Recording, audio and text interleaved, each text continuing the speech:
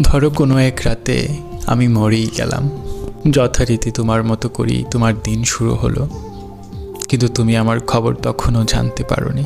জানবে কি করে? বরাবরের মতোই আমাদের মনোমালিন্য চলছিল। সকালবেলা কেউ টেরই পেল না আমি নেই। সবাই ভাবলো রাত জেগেছে হয়তো, ঘুমাক আর একটু।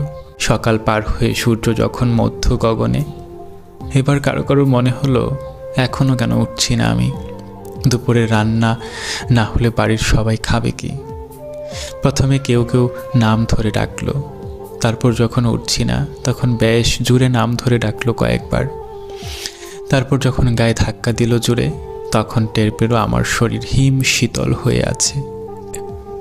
এরপর আর কি, বাকি মরাবাড়ির মতো সবাই কান্নাকাটি চিল্লাপাল্লা হলো।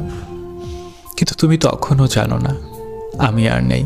জানবে কি করে তুমি যে আমার সাথে জেদ দেখাচ্ছ? আগে কখনোই কল করবে না আমাকে তুমি। এর মাঝে দুপুর গড়িয়ে বিকেল প্রায়।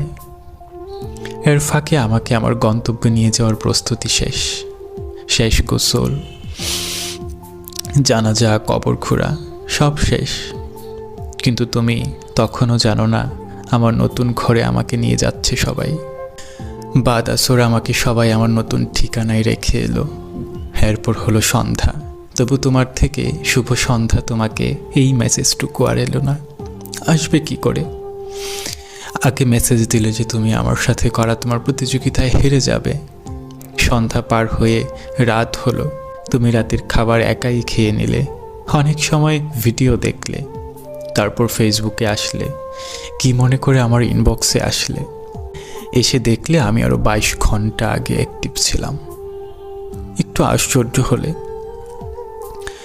হয়তো একটু চিন্তিত হলে, প্রথমে ভাবলে